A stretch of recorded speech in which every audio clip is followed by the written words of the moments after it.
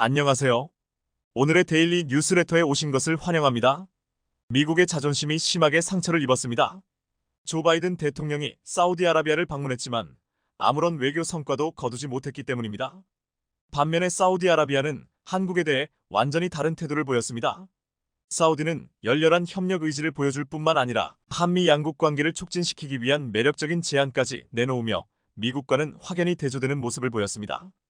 세계 최강 대국 미국의 자존심이 구겨진 일이 있었습니다.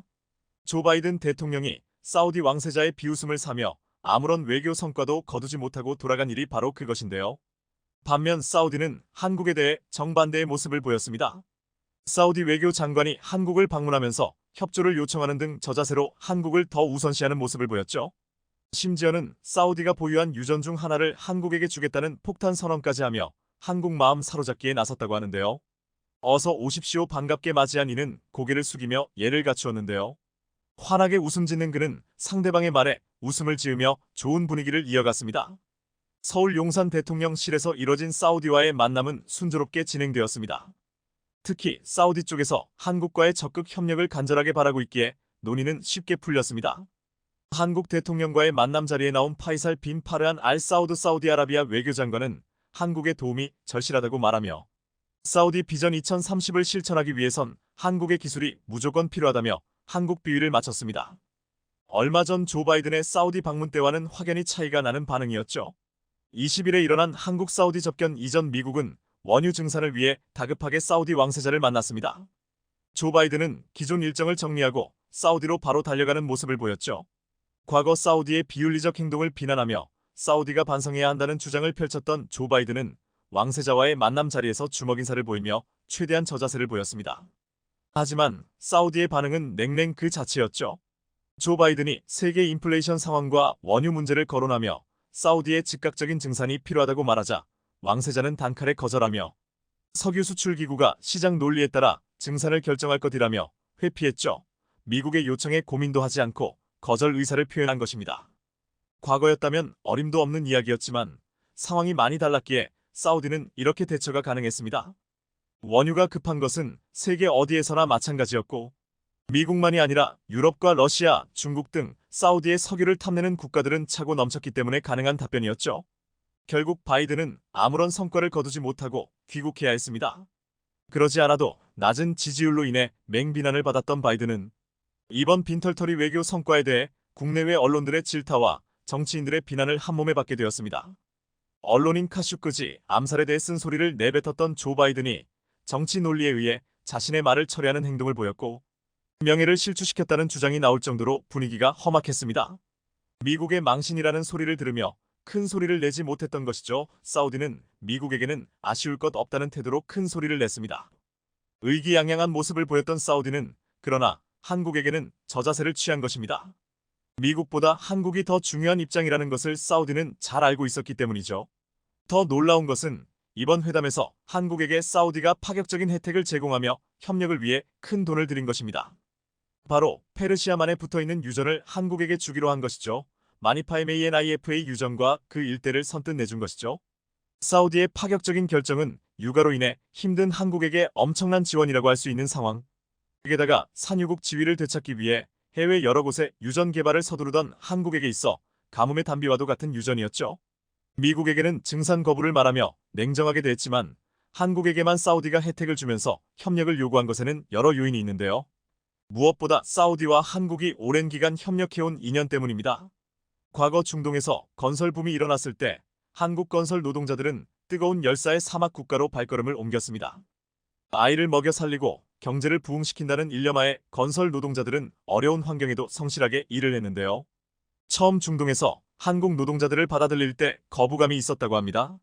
서구의 훌륭한 건설사들과 협력해서 이들 노동자들의 도움을 받아야 하는데 왜 한국인들을 받아야 하는지에 대해 논쟁이 있었다고 하는데요. 그러나 이러한 우려는 순식간에 사라졌습니다. 불가능할 정도로 어려운 공사도 한국인이 맡았다고 하면 손쉽게 해치우거나 심지어 기일보다 더 빠르게 완성하는 모습을 보여줬기 때문인데요. 한국인들만 있으면 뭐든지 가능하다고 하는 소문이 날 정도였습니다. 사우디 사회에서 한국인들은 믿을 만한 사람들이라는 인식이 퍼진 것은 이 시기부터죠. 납기일을 빨리 맞추는 것은 물론이고 품질도 뛰어났습니다. 몇십 년이 지나도 구멍이 나지 않고 튼튼한 물건의 사우디인들은 한국인이 보여준 경이로운 능력에 감탄하지 않을 수 없었죠. 과거 사우디 국왕인 압둘라 빈 압두라지즈가 대규모 공사를 해외 업체에 맡겼음에도 불구하고 공사가 지연되거나 완성품 질이 떨어진 이유를 거론하며 관계자들을 질책한 일이 있었는데요. 이때 한 아랍 신문은 1970년대 한국 근로자가 그립다는 기사를 실을 정도였습니다. 사우디아라비아 최대 영자지 아랍뉴스는 한국 근로자들을 조명하며 이들이 보여준 능력을 사우디인들이 따라 배워야 한다고 말할 정도로 한국 근로자들을 높게 평가했습니다. 실제로 사우디에서는 관광청 주도로 1970년대 한국 건설자들을 위해 이들을 위한 특별 초청 프로그램을 고안할 예정이라고 밝혔는데요. 아라산 알다바그 사우디아라비아 관광청 최고 책임자는 사우디는 그들의 노고를 잊지 않고 있다는 말을 덧붙였습니다. 그들의 노력이 있었기에 지금의 사우디가 존재할 수 있었다고 말한 그는 한국과 사우디의 오랜 인연을 강조하면서 한국인들이 사우디로 오기를 간절히 바란다고 하면서 협력을 요청했죠. 그뿐만 아니라 사우디는 한국 무기의 큰 손으로 국방에 있어서 다량의 한국 무기를 구입한 인연이 있습니다. 올해 3월에도 사우디 국방부는 30억 리알 하나로 9,846억 원에 달하는 방산 계약을 맺으며 무기 수입을 단행했죠. 구체적인 계약 내용은 비밀에 붙여졌지만 많은 전문가들은 사우디 국방부가 굉장한 관심을 표현했던 복합대공화기 비호 구매를 요청한 것으로 알려졌죠. 군용탄을 제조하는 풍산도 사우디 국방부와 4억 6천만 리알 하나로 1,500억 원 규모의 탄약 공급 계약을 체결하면서 엄청난 금액의 방산 수출 계약을 성공리에 마무리할 수 있었죠. 가성비 면에서 탁월한 한국 무기를 구입하면서 미국에게 끌려가지 않는 방산 주권을 지키려는 노력인 것이죠. 사우디는 한국과의 오랜 인연으로 혜택을 보았기에 주저없이 한국에게 손을 내민 것이라 할 수 있죠. 하지만 한국에게 유전을 내민 것은 더 중요한 프로젝트가 있기 때문입니다. 사실 한국 외에는 이 사업을 제대로 추진할 만한 곳이 없는데요. 바로 사우디에서 추진 중인 사우디 비전 2030입니다.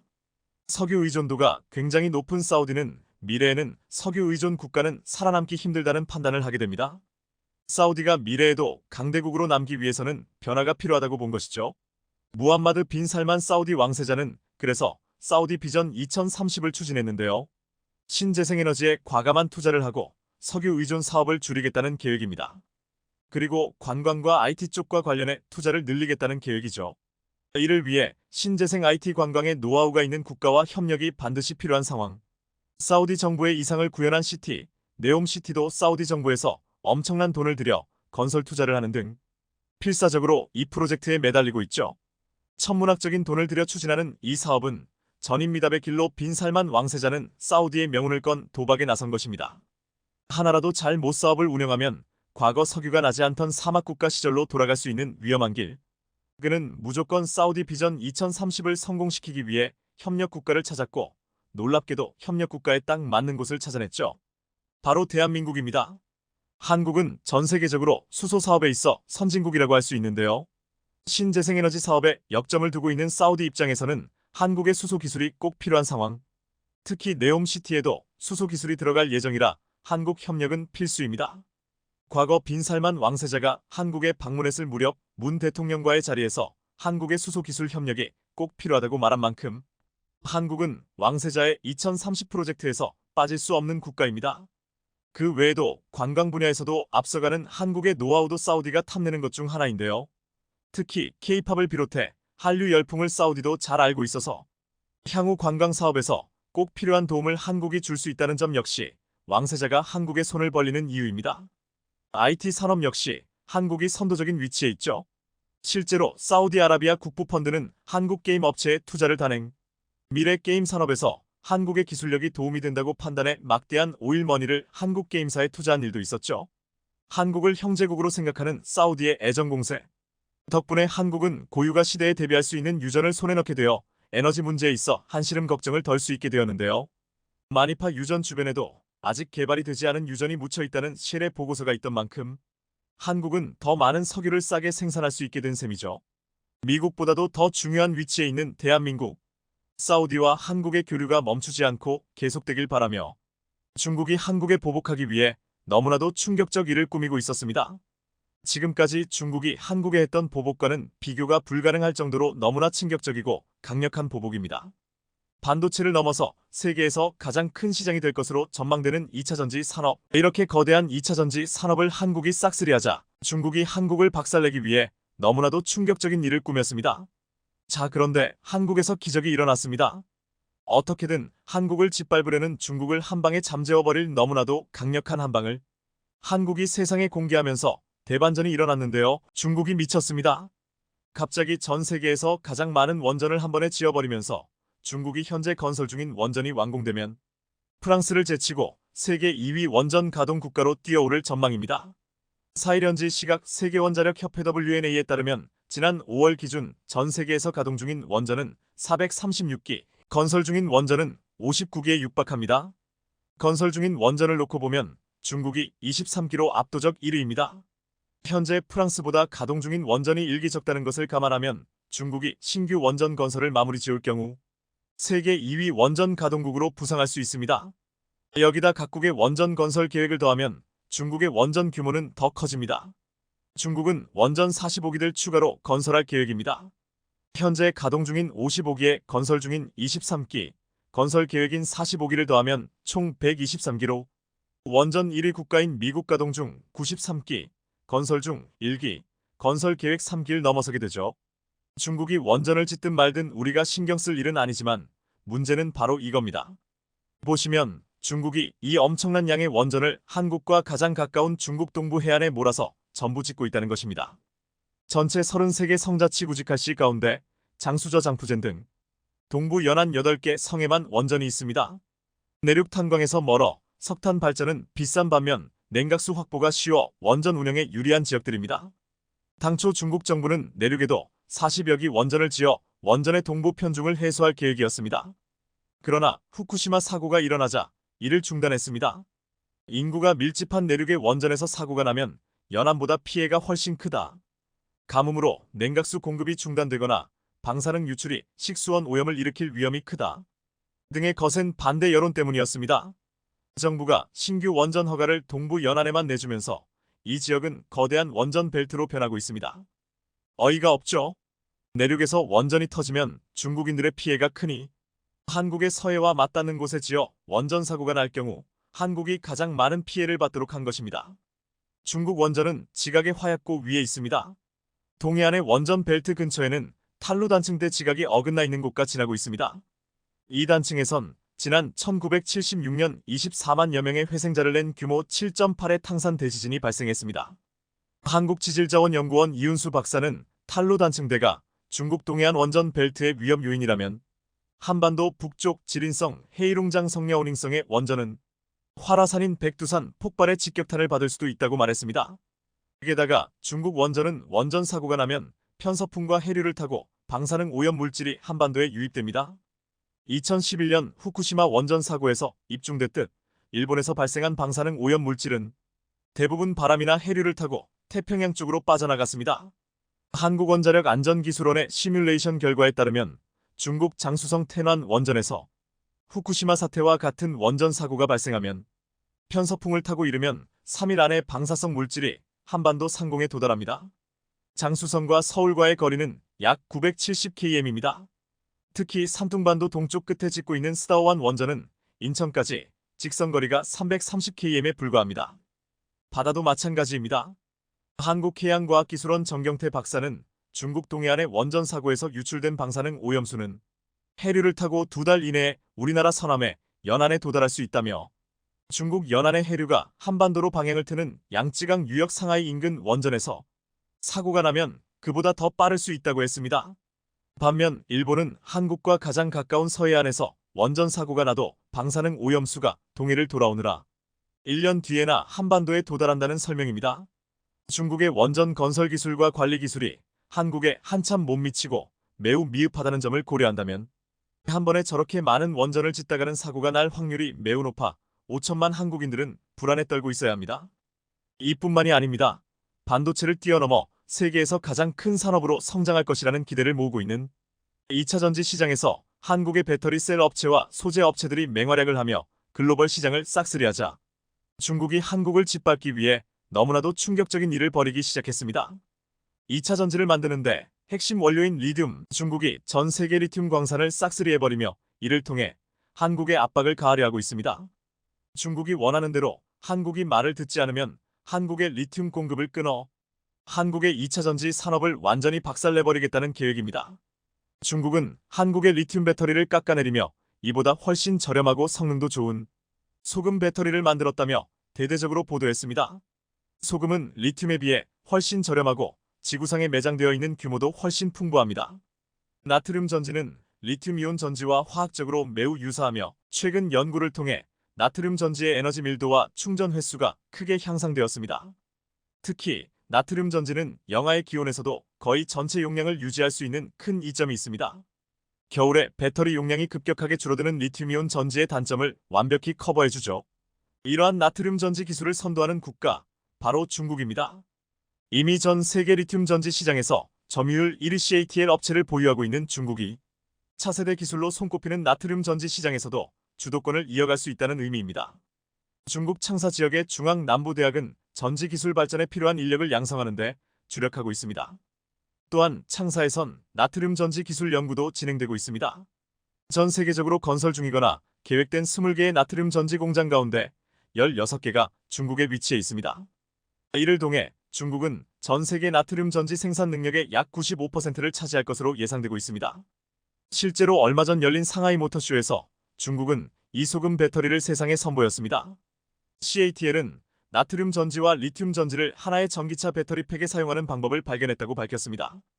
더 나아가 이러한 혼합 배터리 팩을 대량 생산할 준비가 되어 있다고 설명했습니다. 이렇게 되면 나트륨 전지의 장점인 저렴한 비용과 날씨 저항력을 리튬 전지의 장점인 에너지 밀도와 가벼운 무게 등과 결합해 효율성을 높일 수 있습니다. 중국은 이것을 무기로 한국산 배터리를 완전히 짓밟겠다고 공언했는데요. 자, 그런데 한국이 기적을 만들어내며 대반전을 이뤄냈습니다. 한국과학기술연구원이 리튬 대신 마그네슘을 이용한 2차 전지를 개발하는 데 성공했습니다. 마그네슘은 몇몇 국가의 수급을 의존하는 리튬, 코발트 등 기존 배터리 핵심 소재에 비해 값이 싸고 매장량이 풍부합니다. 중국이 최근 전 세계 곳곳에서 리튬 광산들을 말도 안 되게 비싼 가격으로 싹쓸이하고 있는데 한마디로 한국 때문에 망한 것이죠. 중국의 소금 배터리는 리튬 배터리보다 가격은 싼데 성능은 후졌습니다. 그런데 마그네슘 금속은 리튬 금속에 비해 약 1.9배 높은 용량을 가지고 있고 직접 음극으로 활용할 경우 가장 높은 에너지 밀도를 얻을 수 있습니다. 하지만 대량 생산 가능한 일반 전해질은 마그네슘과 반응해 층방전 효율을 떨어뜨리는 문제가 있어 전 세계 어느 국가도 아직까지 상용화에 실패했습니다. 부식성이 높은 전해질을 개발해 이 같은 문제를 해결하려는 연구가 이뤄졌으나 값이 비싸고 고압 전극의 활용이 제한되는 등의 약점이 있었습니다. 자, 그런데 한국이 이 불가능한 일을 가능하게 만드는 기적을 선보였습니다. 마그네슘 충방전을 촉진하기 위해 부식성 전해질을 활용하는 기존 연구와 달리 상용 전해질과 유사한 성분의 일반적인 전해질을 활용, 고전압 전극을 활용하고 전지 부품의 부식도 최소화시켰습니다. 한국 연구팀의 이민아 박사는 이번 연구 성과는 마그네슘 금속 표면의 계면층 형성을 원천 차단하는 부식성 전해질을 사용하던 기존 마그네슘 2차 전지 연구의 새로운 방향성을 제시한 것이라며 에너지 저장 시스템 ESS에 적합한 일반 전해질 기반의 저비용, 고에너지 밀도 마그네슘 2차 전지의 상용화를 가능성을 높일 것이라고 밝혔습니다. 중국은 큰일 났죠. 그동안 비싸게 구매한 수많은 리튬 광산들과 천문학적인 돈을 쏟아부어 만든 소금 배터리가 한국의 마그네슘 배터리에 밀려 한순간에 국가 파산 위기에 놓였습니다. 뿐만 아니라 삼성 SDI는 화재가 나지 않고 밀도가 훨씬 높아 배터리 용량이 획기적으로 늘어날 수 있는 꿈의 배터리, 전고체 배터리를 앞으로 약 3년 뒤인 2027년부터 대규모 양산을 시작할 것이라는 파격적인 발표를 하면서 중국을 완전히 넉다운 시켜버렸습니다.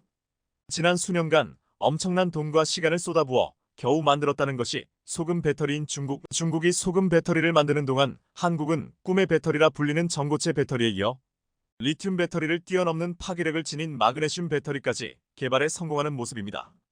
최근 삼성, 현대, LG의 시원한 복수가 공개되면서 미국이 큰 충격에 빠지자 바이든이 최후의 발악을 시작했습니다. 한국의 대규모 보복을 예고한 것인데요. 지금까지는 한국이 미국에 수십 조짜리 공장을 짓게 만든 뒤 약속보다 보조금을 덜 주거나 조건을 까다롭게 만들어 한국 기업들이 미국에서 보조금을 소액만 받을 수 있도록 하는 방법으로 뒤통수를 쳤는데 이번에는 보조금을 아예 주지 않겠다며 폭탄 발표를 했습니다. 다른 일본 기업과 대만 기업에는 보조금을 왕창 퍼주더니 한국에만 이렇게 큰 충격을 주고 있습니다. 자, 그런데 대반전이 일어났습니다. 바이든의 이러한 보복에도 한국 기업들은 씩 웃으며 바이든 면전에 그래, 할 수 있으면 해봐라는 놀라운 반응을 보였는데요. 그 이유는 너무나도 놀라웠습니다. 한국이 숨겨둔 너무나도 강력한 한방은 무엇이었는지 바이든의 대규모 보조금 지원 약속을 다시 한번 믿고 현대차와 LG에너지솔루션이 합작법인을 만들어 미국에 엄청난 투자를 발표했습니다. 현대차그룹과 LG에너지솔루션 37만 3,222, 5조 7천억 원을 투자해 2025년 가동을 목표로 미국 현지에 연간 약 30만 대 물량의 전기차 배터리셀 생산 공장을 짓기로 했습니다. 생산 규모는 약 30기가와트 CGWH로 고성능 순수 전기차 약 30만 대를 생산할 수 있는 엄청난 양인데요. 현대차그룹과 LG에너지솔루션이 투자 총액의 절반을 50%씩 출자하고 나머지 절반은 합작법인의 차입으로 마련하기로 했습니다. 이로써 LG는 북미에 가장 많은 배터리 생산 공장을 갖게 되었습니다. LG에너지솔루션의 이 8개 공장과 1, 2, 3차 현지 협력업체들까지 모두 고려하면 LG엔솔이 미국에서 창출한 고액 연봉 일자리만 수백만 개에 달할 것으로 전망되고 있습니다. 바이든은 자신이 외교를 잘한 덕분에 한국 기업들이 미국에서 수백만 개가 넘는 양질의 일자리를 창출하고 있다고 자랑하고 있는데요. 현대자동차 그룹과 LG에너지솔루션이 전기차 배터리셀 생산을 위한 북미 합작법인을 설립한 가운데 미국은 투자를 환영하면서도 추가 인센티브는 없을 것이라는 충격적인 발표를 했습니다. 브라이언 캠프 조지아 주지사실의 게리슨 더글러스 대변인은 26일 현지 시간 AP통신과의 인터뷰에서 이번 배터리 공장은 현대 전기차 전체 공장 시설에 포함되어 있기 때문에 추가 인센티브 감세 혜택은 없을 것이라고 선을 그었습니다. 너무나 황당한 소리죠. 그는 이번 배터리 공장에 투자될 43억 달러 약 5조 7천억 원은 이미 투자가 확정된 55억 달러 약 7조 2천억 원의 일부이기 때문이라고 덧붙였습니다. 지금까지는 한국 기업이 투자를 확정하는 순간 온갖 말도 안 되는 조건을 갖다 붙이며 보조금을 깎는 방식이었다면 이번에는 아예 하나도 주지 않겠다는 것입니다. 이 지역 출신인 존 오소프 연방 상원의원 민주도 이날 오전 온라인 기자회견 및 AP 인터뷰에서 현대자동차가 미국제 배터리로 미국 내에서 전기차를 생산할 때까지는 인플레이션 감축법 IRA의 세액 공제를 기다려야 한다고 밝혔습니다. 그는 현대차가 조지아주에서 전기자동차를 생산해야 이들 자동차는 IRA의 세액 공제 혜택 대상이 될 것이라고 덧붙였습니다. 조용히 기다리라는 것입니다. 너무 화가 나는 무례한 발언인데요. 자, 그런데 바이든의 충격적인 보복은 이제 시작이었습니다. 이것보다 더 충격적인 발표까지 최근 공개했는데요. 바이든의 오른팔로 불리는 러몬도 상무부 장관은 자국 반도체 업체 마이크론에 대한 중국의 제재에 대해 단호히 반대, 용납 불가 등의 표현을 쓰면서 강도 높게 비판하면서 한국도 무조건 미국의 제재에 동참하라는 식의 충격적인 폭탄 발표를 했습니다. 며칠 전까지만 해도 마이크론의 공백을 채우지 말아달라는 정도의 부탁을 해왔는데 이제는 중국과 교역을 완전히 끊어버리라는 것입니다. 한국은 미국과 달리 중국에 대한 의존도가 50%에 달합니다.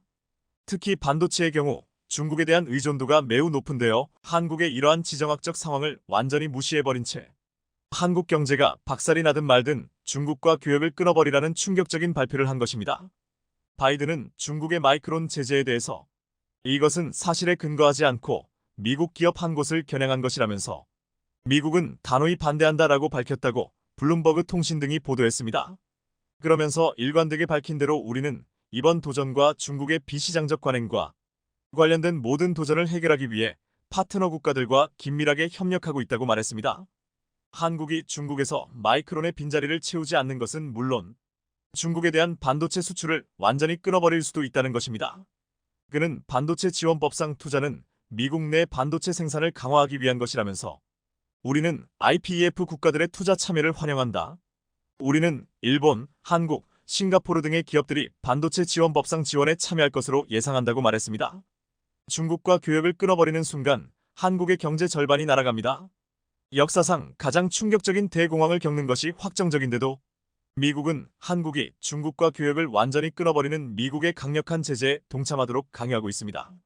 한국이 중국에 팔지 못하게 될 엄청난 규모의 반도체 및 다른 제품들을 미국이 대신 사주는 것도 아니면서 미국은 한국의 무리한 요구를 강요하고 있는데요. 한국을 도와주기는커녕 한국 기업의 투자 확정 소식이 발표되자마자 보조금을 아예 안 주겠다는 폭탄 발표를 하고 있는 미국을 절대 믿을 수 없는 상황입니다. 자, 그런데 한국이 대반전을 만들었습니다. 바이든 면전에 대놓고 폭탄 발표를 했습니다. 삼성전자와 SK하이닉스가 중국의 제재를 받은 미국 반도체 업체 마이크론의 시장 공백을 메우려 해도 한국 정부는 나서서 막지 않겠다는 입장을 시사했다고 파이낸셜 타임스가 보도했습니다.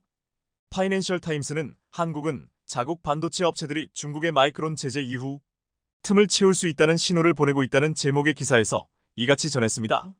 장영진 산업통상자원부 1차관은 어제 출입기자 간담회에서 마이크론 제재에 따른 정부 대응과 관련해 정부가 이래라 저래라 할 수 있는 사항은 아니고 기업이 판단할 문제라며 기본적으로 삼성전자나 SK하이닉스는 글로벌 사업을 하니 양쪽을 감안해서 잘 판단하지 않을까 생각한다고 밝힌 바 있습니다.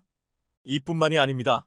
미국의 대중 반도체 압박에 대해 중국이 마이크론 제재로 맞대응하며 미중 반도체 전쟁이 새 국면에 접어든 가운데 중국이 한국에 파격적인 제안을 해왔습니다.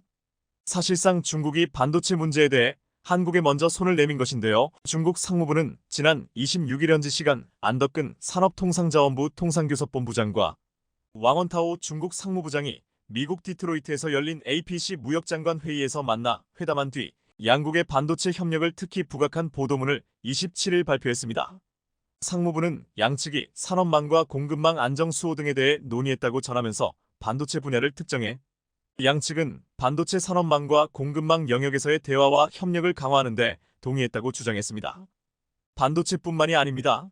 중국은 이날 2차 전지의 핵심 소재인 리튬을 한국에 몰아주겠다는 파격적인 발표를 한 것으로 전해졌습니다.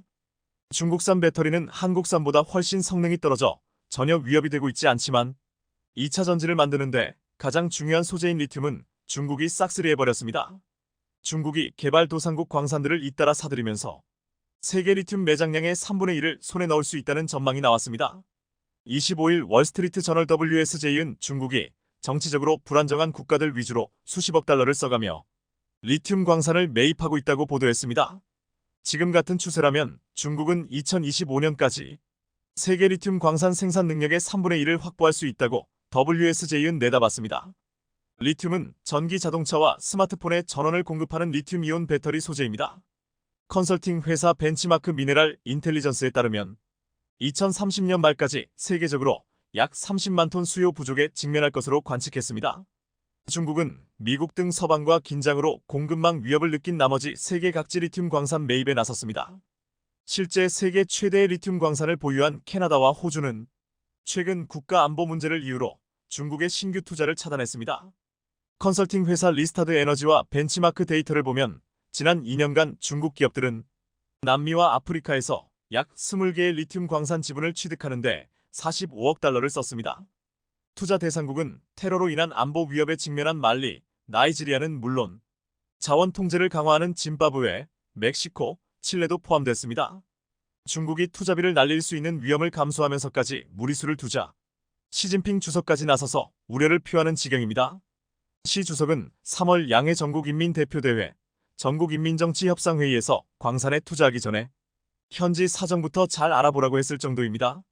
시 주석은 중국 최대 배터리 제조사 CATL의 로빈정 회장에게 대놓고 자신을 천하무적이라고 생각하고 돌격하는 행동을 삼가라고 말했습니다. 하지만 이렇게 무리한 투자를 하면서까지 리튬 광산을 싹쓸이한 중국과 적이 되면 리튬이 없어서 배터리를 만들 수 없게 됩니다. 미국은 너무나도 두려워하고 있습니다. 한국과 중국이 손을 잡고 글로벌 배터리 공급망을 완전히 장악해버리면 미국은 한국에도 중국에도 찍소리 못하게 되어버리기 때문입니다. 이제는 여러분들도 잘 아시다시피 이 2차 전지 배터리는 단순히 전기차에만 들어갈 것이 아니라 ESS라는 에너지 저장 장치를 통해 공장과 심지어 우리 가정에서도 이 2차 전지를 통해 전기를 공급받는 미래가 오기 때문입니다. 우리 일상생활에 전기가 필요한 모든 곳에서 쓰인다는 소리죠. 2025년이면 메모리 반도체 시장 규모를 따라잡고 2030년이면 메모리 반도체 시장의 5배에 육박할 것이라는 2차 전지 시장, 심지어 리튬 배터리의 핵심 소재인 양극재, 음극재 시장 규모도 2030년이면 메모리 반도체 시장의 2배에 달할 것이라는 전망이 쏟아져 나오면서 글로벌 시장 게임 체인저로 각광받고 있는데요. 지구 역사상 가장 큰 규모의 이 2차 전지 시장을 한국과 중국이 손을 잡으면서 완전히 싹쓸이하게 되는 대반전의 그림이 만들어졌습니다. 중국과 미국의 연이은 충격 발표에 한국만 계속해서 극심한 피해를 받자 결국 이재용 삼성 회장이 중대 결단을 내렸습니다. 누구도 예상 못한 너무나 강력한 중대 결단이 나오면서 난리가 나버렸는데요. 외신들은 이재용 회장이 미국과 중국을 한 번에 끝장낼 너무나도 강력한 카드를 꺼내들었다며 바이든과 시진핑이 동시에 발칵 뒤집혔다고 대대적으로 보도하기 시작했습니다.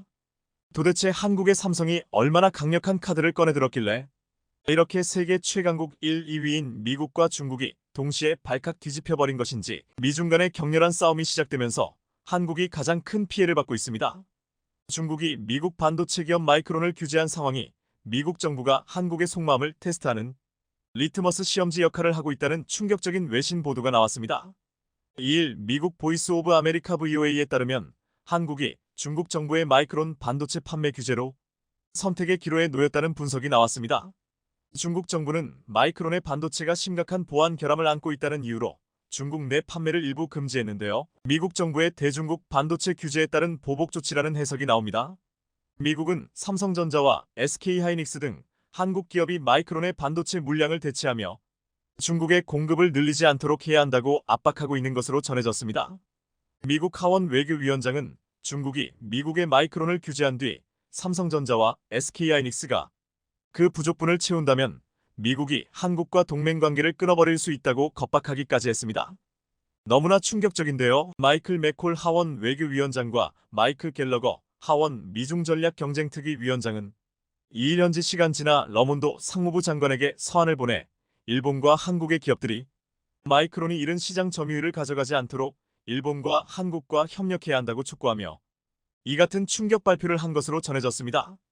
그는 한국이 삼성전자나 SK하이닉스가 마이크론의 시장 점유율을 채우지 않도록 하는데 개입하지 않을 것이라 했다며 삼성전자와 SK하이닉스 같은 한국 기업들이 마이크론의 시장 점유율을 대체하도록 허용하면서 동시에 이들 기업의 반도체법 CHIPS 액트 규정 이행과 중국을 겨냥한 특정 수출 통제에서 예외를 주는 것은 중국 정부에 위험한 신호를 보내고 우리의 한국과 긴밀한 동맹을 약화할 것이라는 충격 발표를 했습니다. 한국이 마이크론 사태를 자국 기업 돈벌이에 이용하지 않고 미국을 도와야 한다는 목소리가 의회에서 나온 게 처음은 아니지만 미국 외교 정책에 큰 영향력을 행사하는 하원 외교위원장 입에서 나왔다는 점에서 너무나 큰 충격으로 다가오고 있는데요. 더 어이가 없는 점은 맥콜 하원 외교위원장의 지역구가 바로 삼성이 최근 대규모 투자를 시작한 텍사스주 오스틴이라는 점입니다. 삼성의 300조 원에 육박하는 초대규모 투자로 미국 텍사스가 세계에서 가장 강력한 도시로 거듭나면서 3천만 텍사스 주민들도 한순간에 벼락부자가 됐는데요. 텍사스 주지사는 물론 텍사스 판사들까지도 삼성의 환호를 지르고 있다는 뉴스 보도들이 쏟아져 나오고 있습니다. 이렇게 삼성 덕분에 자신의 지역구가 초대박을 터뜨리며 영구적인 정치 생명을 보장받은 맥콜 하원 외교위원장이 제대로 삼성의 뒤통수를 때린 것이죠. 마치 리들 바이든을 보는 듯한데요. VOA는 한국이 동맹국인 미국을 지원할지 중국 시장에서 수출 확대 기회를 노릴지 선택해야만 한다며 미국을 대하는 한국의 태도를 보여주는 리트머스 시험지라고 보도했습니다. 한국 반도체 기업의 중국 수출 확대 여부가 미국에 대한 한국 정부의 충성심을 사실상 테스트하는 계기가 되고 있다는 의미입니다. 글로벌타임스는 한국이 미국 정부의 압박을 받아들인다면 중국에서 무역 보복 조치에 나설 수 있다는 가능성도 시사했습니다. 결국 한국 정부가 어떤 선택을 내리더라도 미국과 외교관계 또는 중국과 경제적 협력 가운데 하나를 위험한 상태에 빠뜨리는 결과로 이어질 수 있다는 것입니다. 자, 그런데 이보다 훨씬 더 충격적인 소식이 전해졌습니다. 이렇게 한국은 마치 중국과 교역을 끊어버리라고 압박한 미국. 그런데 뚜껑을 열어보니 미국과 중국이 한국을 가지고 놀고 있었습니다. 분명 중국은 마이크론의 반도체 사용을 금지시켰다고 했고 미국도 중국에 팔지 말라며 한국을 압박했는데 올해 1분기 메모리 반도체 실적을 보니 마이크론이 SK하이닉스를 제치고 디램 시장 점유율 2위로 등극했습니다. 원래 삼성이 압도적인 1위, SK하이닉스가 압도적 2위, 마이크론이 3위였는데 마이크론이 한국의 SK하이닉스를 제치고 2위가 되었다는 충격적인 소식이 전해졌습니다. 분명 중국이 미국의 마이크론에 제재를 가했다면 마이크론의 점유율이 가장 많이 떨어져야 하는데 반대로 삼성전자와 SK하이닉스의 점유율은 줄어든 가운데 미국 마이크론의 점유율만 올랐습니다. 너무나 수상하죠. 중국 정부도 3년 전부터 마이크론의 제품을 쓰는 대신 한국산 제품을 쓰기 시작했다라고 전했는데 이 또한 사실이 아닐 수 있다는 것이죠. 한마디로 미국과 중국이 한국을 가지고 논 것입니다. 이뿐만이 아닙니다. 한국에는 중국과 완전히 교역을 끊어버리라고 강요하더니 미국 기업들은 중국에서 떼돈을 벌기 위해 이례적인 협력 관계를 만들고 있었던 사실이 밝혀졌습니다. 일론 머스크가 중국을 방문해 시진핑 중국 국가주석의 최측근 딩세샹 부총리와 친강 외교부장, 진정룽 공업정보화부 부장, 왕원타오 상무부장 등 고위 인사들을 잇따라 만난 사실이 공개됐습니다.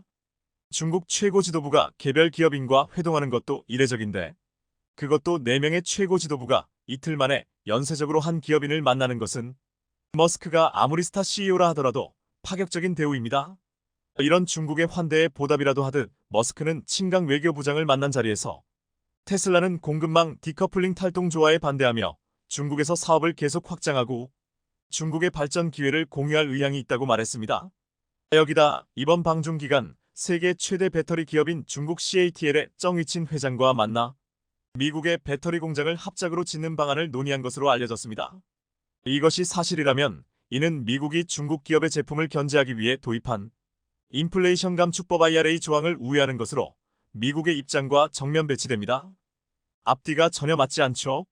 자, 그리고 더 충격적인 사실은 이렇게 한국에는 중국과 완전히 인연을 끊어버리라더니 미국 기업이 중국과 손을 잡는 충격적인 사례는 일론 머스크뿐만이 아니었다는 것입니다. 미국 최대 금융사 JP모건의 제이미 다이먼 CEO도 지난달 31일 중국을 찾았는데 첸지닝 상하이 당서기를 만나 해외 기업이 상하이에 투자할 수 있는 다리 역할을 JP모건이 하겠다고 말했습니다.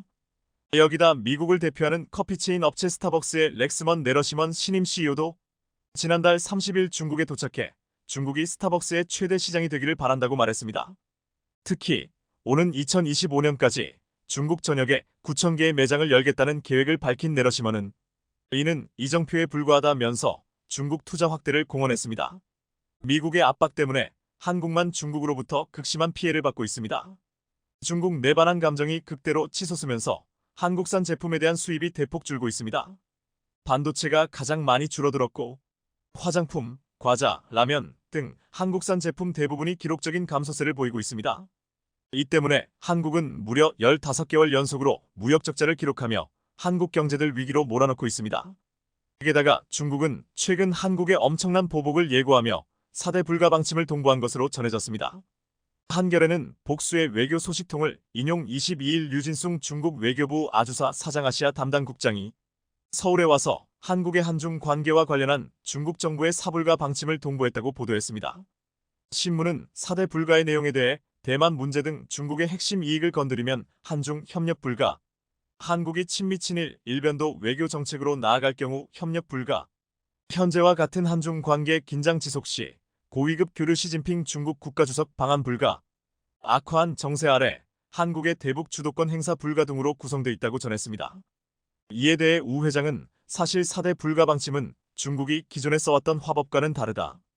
미국과 달리 중국은 자신들의 입장을 간접적이고 애매하게 말하는 경향이 있다며 그런 중국이 4대 불가를 들고 나왔다는 것은 그만큼 작정을 했다는 뜻이라고 풀이했습니다. 자, 그런데 대반전이 일어났습니다. 이렇게 미국과 중국이 한국을 못 잡아먹어서 안달난 이 충격적인 상황을 한방에 뒤엎을 엄청난 한방이 나왔습니다. 이재용 삼성전자 회장과 최태원 SK그룹 회장, 정의선 현대차그룹 회장, 구광모 LG그룹 회장 이렇게 대한민국 4대 그룹 총수가 함께 베트남 하노이에 간다는 파격적인 소식이 전해졌습니다. 베트남 하노이에서 엄청난 것을 발표할 것으로 전해졌는데요. 일각에서는 한국의 4대 그룹 삼성, SK, 현대, LG가 미국과 중국으로부터 더 이상 뒤통수들 맞지 않기 위해 중대 결단을 내린 것 같다며 중국에 있는 공장을 모두 베트남에 옮겨버릴 뿐만 아니라 미국에 수백조 원을 투자하려던 계획도 수정해 베트남에 지을 수 있다고 전했습니다. 베트남도 한국의 뒤통수를 잘 치는 것으로 유명하지만 베트남 국가 전체 수출 중 13을 삼성이 담당하고 있고 여기에 세계 최강 배터리 기업이 된 LG까지 베트남에 초대형 배터리 공장을 짓고 현대차와 SK까지 합세한다면 베트남 GDP의 70%를 한국 기업이 차지할 수 있습니다. 이렇게 되면 한국 기업 총수의 한마디 한마디에 베트남 경제가 천당과 지옥을 오갈 수 있기 때문에 한국의 뒤통수를 칠 수가 없겠죠. 베트남을 완전히 제2의 한국으로 만든 뒤 한국의 이익 극대화를 위해 베트남을 쥐락펴락하겠다는 것입니다. 시청해주셔서 감사합니다.